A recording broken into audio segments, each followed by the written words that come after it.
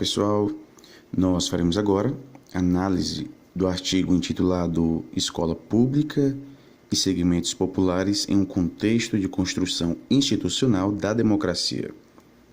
Artigo este que foi escrito por Marcelo Bauman Burgos.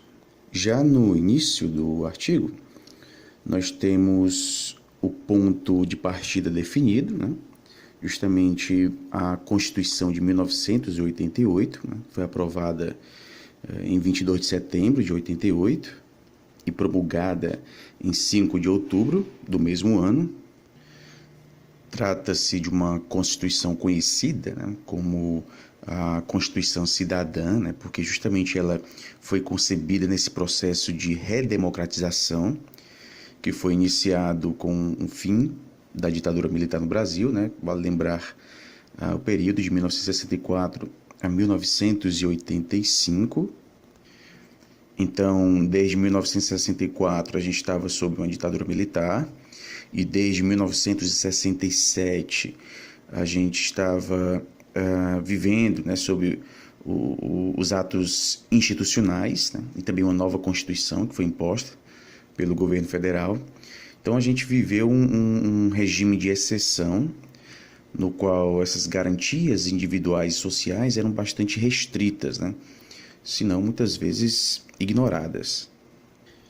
E o que a gente vai ter com a Constituição de 88, isso independentemente das controvérsias de cunho político, a gente vai ter asseguradas diversas garantias constitucionais com o objetivo de dar uma maior efetividade aos direitos fundamentais, e permitindo a participação do judiciário sempre que tiver alguma lesão ou ameaça de lesão aos direitos que estavam presentes aí na Constituição de 88.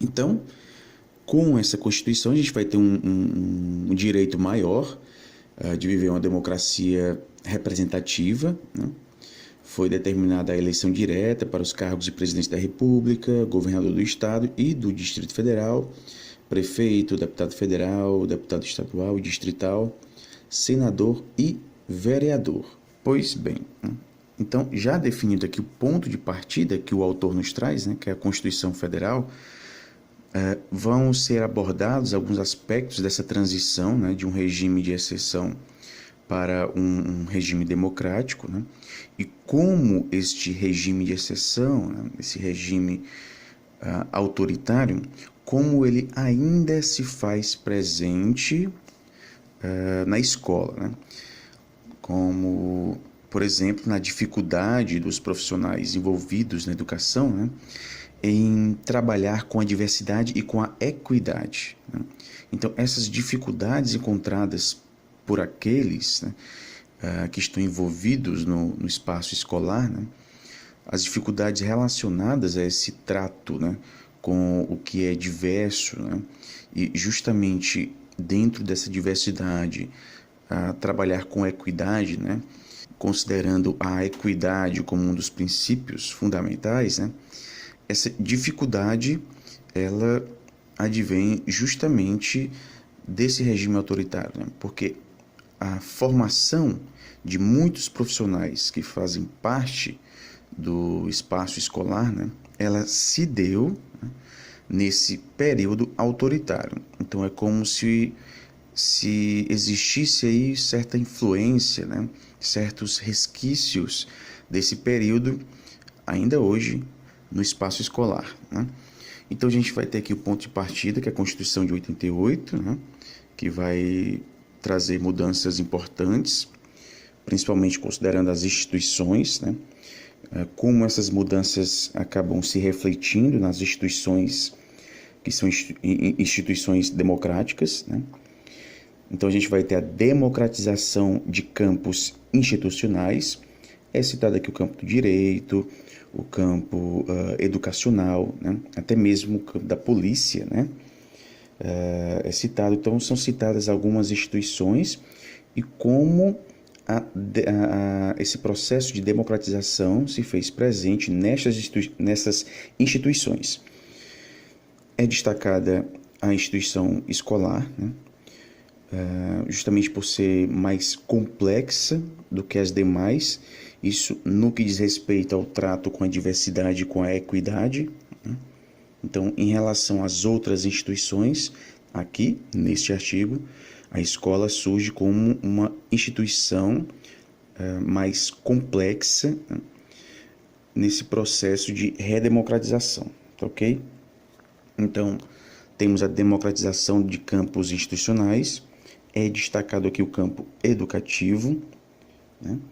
E é destacado também um grande desafio deste campo educativo, que é justamente redefinir os termos da sua relação com o meio popular, né? Nós tínhamos relações diferentes do campo educativo com os meios populares, isso no regime autoritário, né? Com a redemocratização, a gente vai ter uma redefinição dos termos, né? Uma redefinição dessa relação com o meio popular. A escola surge como uma das principais referências institucionais em uma sociedade com passado autoritário, né? Então, nesse processo de redemocratização, a escola vai surgir como uma instituição muito importante para justamente consolidar essa redemocratização. Justamente pelo fato de a escola conseguir chegar, né, em áreas muitas vezes não alcançadas por outras instituições. Então, onde a polícia não consegue chegar, onde o direito não chega, né, a escola chega. Então, é como se o alcance da escola fosse maior do que as demais instituições. Justamente pelo fato de este alcance ser melhor, é que a escola surge como uma importante referência nesse processo de redemocratização, né? É considerada aqui a relação da escola com o mundo do aluno, né? Então, há este embate, né? Como a escola deve se comportar, né? Deve ou mesmo reagir diante deste mundo do aluno, né? Este mundo que o aluno nos traz. Aqui, no decorrer do artigo e também nas considerações finais, vai ser destacado aqui o conceito de responsividade, né? A gente vai retomar isto ainda, que diz respeito justamente a este papel institucional que a escola tem, né? De educar, né? Educar pedagogicamente, obviamente, né? Porque nem todo ato educativo é um ato pedagógico. Então, tem essa responsabilidade, né, em ensinar, né, a sua responsabilidade com o aprendizado, mas não pode, no entanto, né, deixar de considerar o mundo do aluno, ok? Então, e aqui surge a gestão escolar como um importante fator, né, para lidar com essa relação. Nós temos a questão do aprendizado, né, o conteúdo, o aspecto científico, né, e também o mundo do aluno. Então, eu não posso deixar de lado a minha função institucional, que é educar, né, ou seja, a minha responsabilidade com o aprendizado do aluno, em detrimento de uma maior aproximação com ele, no sentido paternalista, né? Então, acaba havendo uma espécie de coleguismo com esse aluno, justamente por conta da realidade na qual ele vive, né? Então, eu acabo me misturando, digamos assim, né, com a realidade deste aluno, no sentido de esquecer o aspecto do conhecimento formal, né, do conhecimento científico, deixo isso de lado para justamente assumir uma função paternalista, né? E, obviamente, eu estou deixando de lado, né, um papel importante da escola, que diz respeito à aprendizagem, né?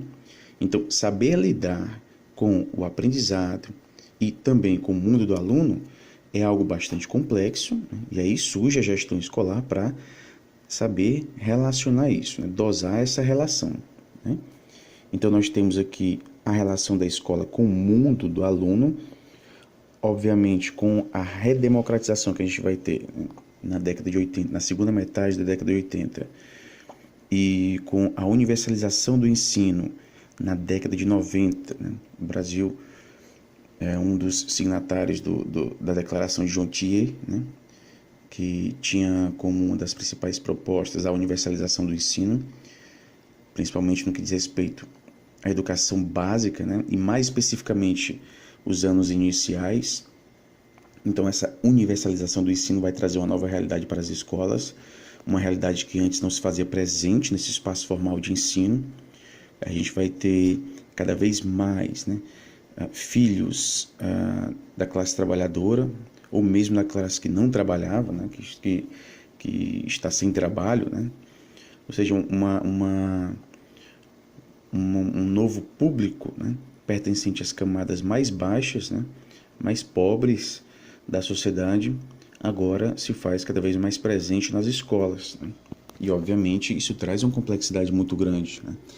Será que o professor estava preparado para isso? Será que as estruturas escolares estavam preparadas para isso? Houve investimentos no sentido de proporcionar uma educação de qualidade que andasse junto, né, com essa universalização do ensino? Universalizou-se o ensino, mas isso se refletiu em qualidade do ensino, né? Então, com essa universalização do ensino, a gente vai ter um maior acesso ao ensino fundamental, né? E como já falei aqui anteriormente, né, uma nova realidade se faz presente na escola, principalmente na década de 90, né? Há uma combinação complexa entre desigualdade social e diversidade cultural. Então, a desigualdade social, a diversidade cultural se fazem agora presentes também no espaço escolar. Antes estavam afastadas das escolas, agora se fazem presentes com a universalização do ensino, com políticas públicas de incentivo, né? E também no sentido de facilitar o acesso à escola, né? Até porque trata-se de um direito presente na Constituição, né? Acesso e permanência na escola. Então não basta assegurar o acesso, deve-se também assegurar a permanência na escola. Até porque dependendo da escola, né, dos horários, como a escola está organizada, né, isto pode impossibilitar a continuidade deste aluno na escola. Então não basta ter acesso, é preciso também, né, que a sua permanência seja assegurada, né? Então, com a universalização do ensino, a gente vai ter uma maior complexidade agora nas escolas, né? Como lidar com essa complexidade, né? Como lidar com essa diversidade e desigualdade social na escola? O conhecimento que os profissionais da educação tinham, principalmente aí considerando a década de 90, o início da década de 90, para trabalhar com essa grande diversidade, o conhecimento adquirido na formação, ele vem justamente do período do regime militar. Então, de que forma, né, os resquícios da ditadura militar se fazem presentes na escola no trato com essa desigualdade? E aqui o autor do artigo, ele nos traz isso, né? Ele nos traz que uma das maiores dificuldades em se trabalhar com essa desigualdade, né? Uma das maiores dificuldades é justamente decorrente da formação que se deu no regime militar, um regime autoritário, um regime que não considera a diversidade, que tinha como um dos principais pressupostos, né, da homogeneização, né? Então, todos eram tratados de forma homogênea, não havia diversidade. Então, isso, obviamente, gera uma grande dificuldade naqueles que estão envolvidos no espaço escolar, né? A escola, antes vista como aparelho ideológico do Estado, né? Então era mais visto como aparelho ideológico do Estado, agora passa a ser vista como instituição que reconhece a diversidade e a individualidade, né? Ou pelo menos que deve reconhecer a diversidade e a individualidade, né? A gente vai ter muitos teóricos nas décadas de 60, 70, né, que propunham esse papel da escola como aparelho ideológico, né? No sentido de fazer com que os interesses das elites, né, sejam ou fossem, né, reproduzidos na escola, né, fazendo com que os alunos, né, também reproduzissem esses interesses, né? Então a escola era vista como um aparelho ideológico do Estado. Agora a perspectiva é mudar isso, né? Mudar. Ou seja, a escola agora ela deve reconhecer a diversidade e a individualidade, né? Defende-se então uma perspectiva interacionista que compreende a escola como parte de configurações mais complexas de construção de sentidos. Então, nós vamos ter, de fato, uma complexidade muito grande na instituição escola. E isso diz respeito exatamente, à relação da escola e o mundo do aluno, como nós podemos ver neste tópico que o autor nos traz. Há, dessa forma, uma redefinição dos marcos da sociologia da educação, justamente por essas mudanças profundas que ocorrem na sociedade, na política. Isso obviamente se reflete na educação, gerando assim essa redefinição, E nessa redefinição que vem juntamente aí com essa redemocratização, a gente vai ter destacado o campo da gestão escolar, porque esse campo da gestão escolar vai ser de fundamental importância, neste processo de redemocratização, nessa relação da escola, ou mundo da escola, com o mundo do aluno. Há aqui uma espécie de otimismo pedagógico, com a universalização do ensino. A gente vai ter jovens, crianças de camadas mais pobres, classes mais pobres da sociedade, cada vez mais presentes na escola. Há aqui uma perspectiva, de a escola ser a salvadora de tudo, Então, muitas dessas famílias, principalmente aquelas que estão em um nível socioeconômico mais baixo, elas veem a escola, de uma forma mais, digamos, otimista, E o que a gente vai ter? A gente vai ter para as escolas pesadas demandas atraídas, Ou seja, a gente vai ter grandes demandas atraídas para as escolas justamente pelo fato de serem atribuídas a essas escolas grandes responsabilidades. Responsabilidades essas também atribuídas pela família, E daí surgem muitas pesquisas, principalmente nos anos 90, dessa universalização do ensino, muitas pesquisas que abordam o efeito escola, o efeito classe, o efeito professor, Daí surge a relação da escola com o mundo do aluno em um contexto como o Brasil.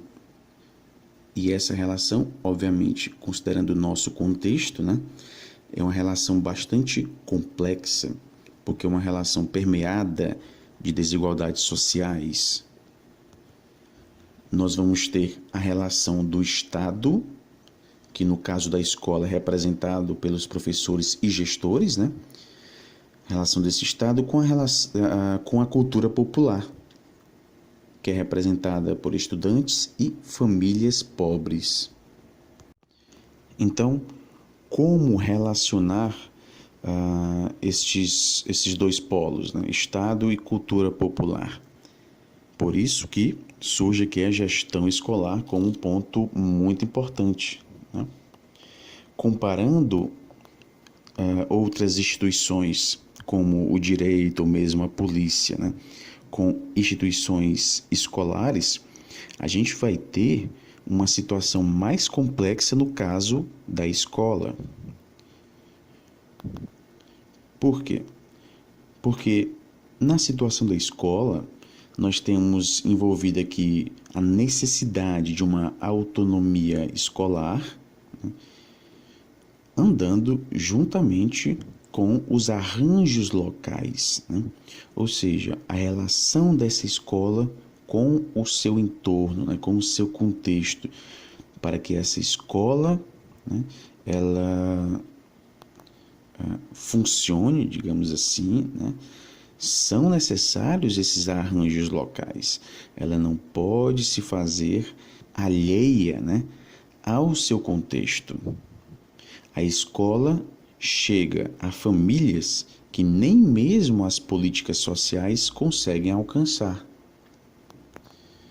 Daí o fato de o próprio autor, né, nos trazer a escola como uma instituição muito importante nesse processo de redemocratização, uma vez que ela vai, né, ela vai até onde, né, outras instituições não conseguem chegar. Vejam só o que o autor nos traz. Famílias muito vulneráveis, alcançadas pelas escolas estudadas, sequer fazem parte do Bolsa Família. Talvez somente a polícia consiga chegar de modo tão universal quanto a escola ao mundo popular, mas quase nunca para garantir a sua segurança, e sim para lembrá-lo que o Estado pode significar coisas muito diferentes, dependendo da posição social que se ocupe e do lugar em que se more, né? Então nós temos aqui um maior alcance da escola, né? A polícia pode até ter esse alcance, mas, né, os reflexos do alcance da polícia são diferentes dos reflexos do alcance da escola.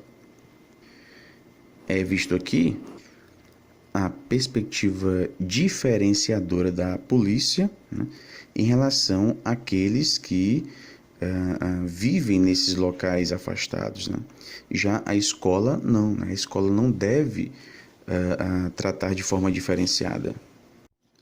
Então, pessoal, é nesse contexto de desigualdade, né, de complexidade, que esta pesquisa aqui se desenvolve. Afinal, como famílias e vizinhanças têm lidado com a escola?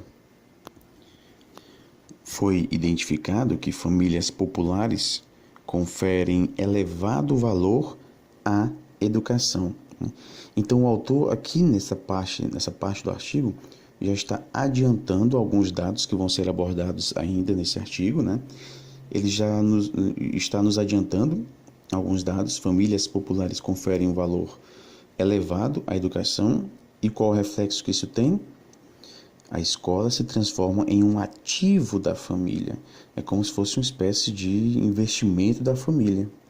Então, o artigo considera a importância, né, de serem abordados os fatores que envolvem a postura da família e a postura da escola. Este artigo pretende contribuir para este debate. É aplicado um questionário com 133 questões essas fechadas, né? São considerados aqui 2 núcleos centrais, que são aferir o grau de compromisso dos pais ou responsáveis com a escola e identificar os diferentes padrões de expectativas em relação à escolarização do estudante. E esses 2 núcleos acabam dando lugar a alguns eixos de indagações, né? Relação do entrevistado com sua própria escola e trajetória escolar. Relação com a escola do estudante. Percepção sobre a relação do estudante com a escola. Percepção sobre a escola do estudante e percepção do efeito da vizinhança sobre a escola. Então, como nós podemos ver, pessoal, o questionário aqui não é aplicado com alunos, mas sim com os seus responsáveis pedagógicos, né?